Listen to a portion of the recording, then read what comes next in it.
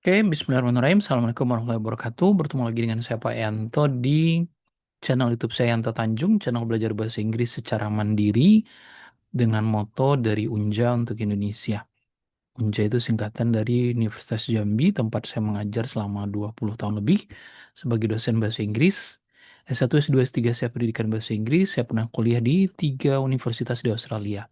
Flinders University, Murdoch University, dan Edith Cowan University. Saya juga sudah mempublikasikan lebih dari 20 buku, salah satunya ini, 7 kebiasaan belajar bahasa Inggris yang merupakan hasil penelitian. Ketika saya kuliah di Australia, di Flinders, maupun ketika menulis disertasi tentang orang-orang yang bagus bahasa Inggrisnya. Jadi spesialisasi saya adalah Good Language Learner, pembelajar bahasa Inggris yang sukses. Bagaimana ciri-ciri mereka? Nah, itu yang saya teliti, saya baca beberapa, bukan beberapa ya, puluhan, bahkan mungkin ratusan artikel, maupun disertasi, maupun tesis, maupun eh, skripsi. Oke, nah kali ini kita bicara tentang tips belajar kosakata vocabulary. Nah, salah satu keluhan orang sering bilang bahwa saya kalau belajar bahasa Inggris sekarang Pak, berarti saya mulainya dari nol. Itu salah ya, Dede. Belajar bahasa Inggris kalau Dede sudah kuliah sekarang, berarti tidak dari nol lagi. Itu dari 75 mau menuju 100.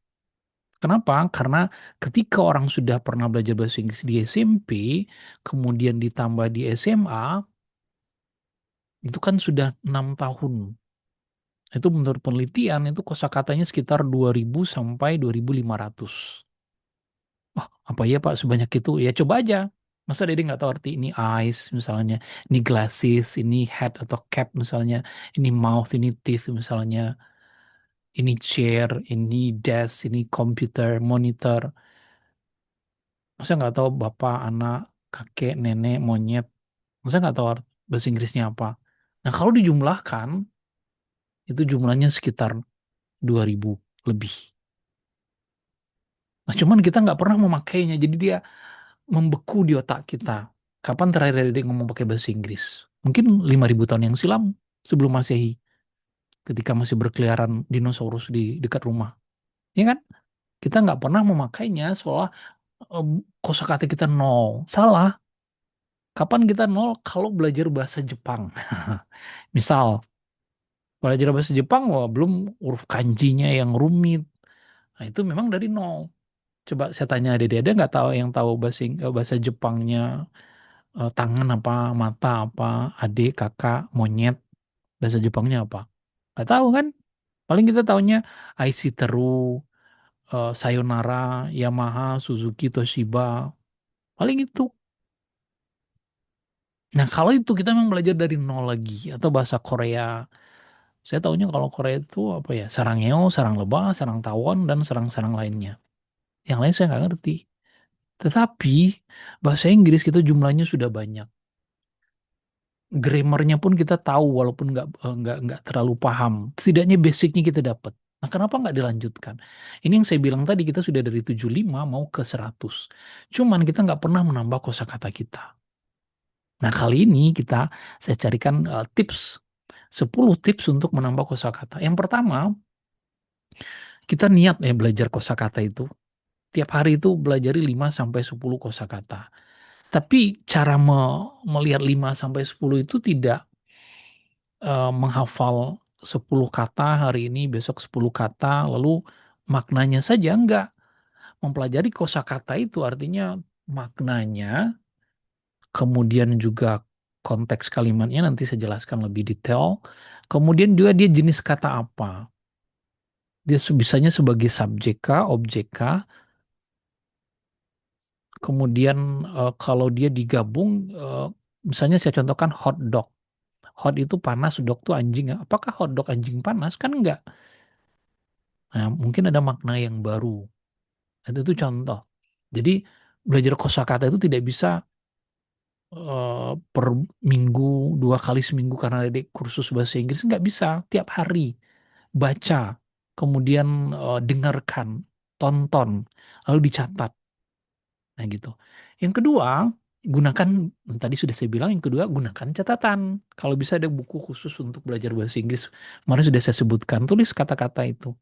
Orang yang bagus bahasa Inggrisnya, dia menggunakan catatan. Pak, sekarang aplikasi ya, kalau merasa ada di aplikasi bagus ya silahkan.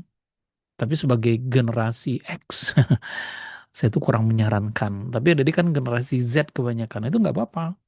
Udah biasa, di aplikasinya tuh ada catatan.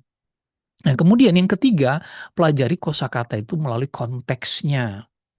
Artinya apa? Membacalah setiap hari, mendengarkan, tonton. Sekarang kan banyak tuh di YouTube itu ya, dia semacam artikel, tapi dibacakan artikelnya. Ada tulisannya dengan jelas, dengan besar-besar. Pengucapannya disebutkan. Nah, itu bagus sekali. Nah, ketika dia nggak paham, dipauskan. Cari di kamus. Tulis, oh ini katanya ini. Besok ketemu lagi kata yang sama, insya Allah paham.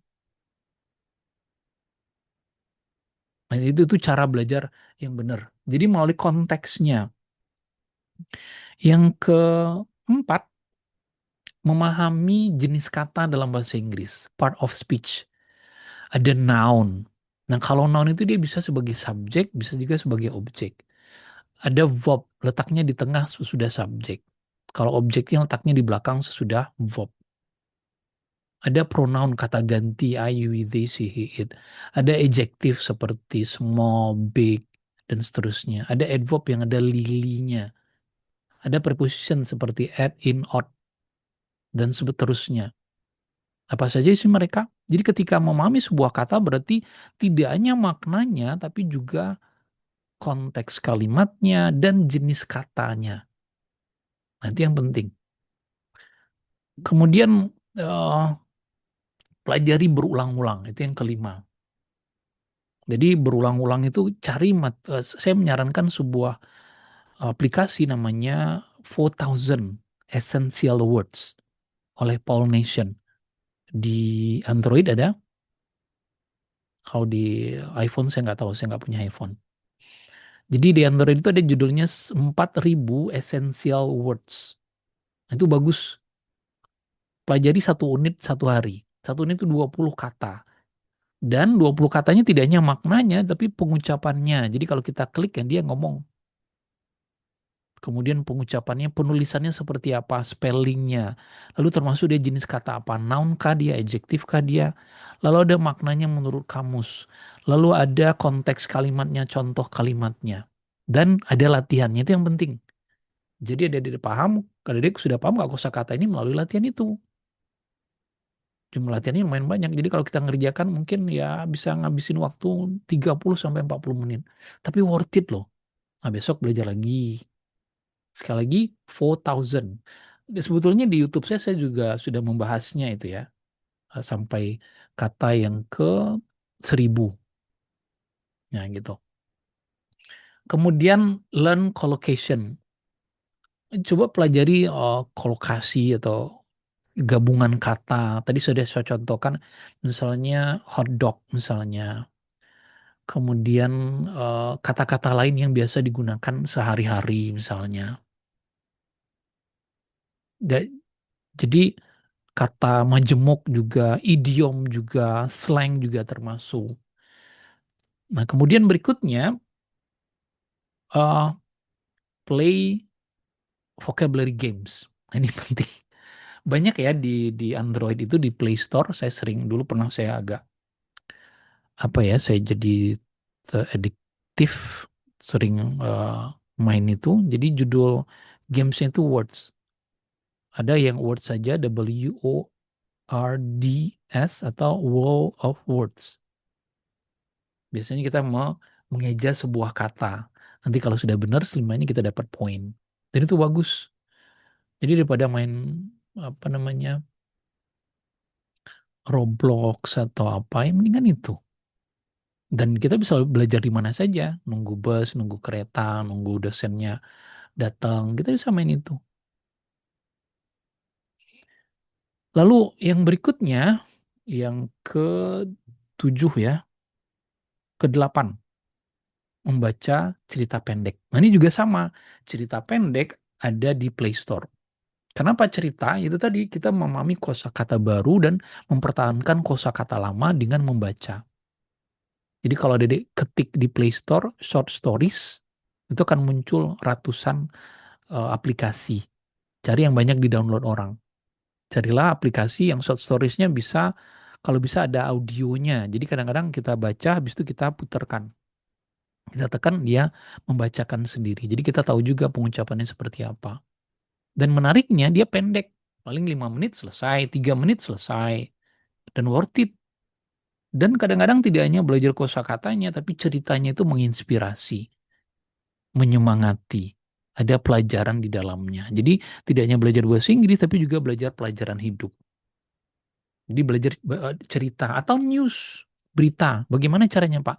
Nah, kalau berita, misalnya Dede hobi nonton bola ya, misalnya kemarin Liverpool menang lawan eh, Newcastle misalnya 2-0. Nah, karena Dede suka dengan Liverpool, sudah nonton beritanya di Kompas atau di Republika atau di detik.com, ya udah coba baca di BBC London, baca di Al Jazeera, baca di berita-berita berbahasa Inggris lainnya, CNN dan sebagainya. Kalau perlu, tapi saran saya, kalau bisa di print itu, berita itu. Paling 2 lembar.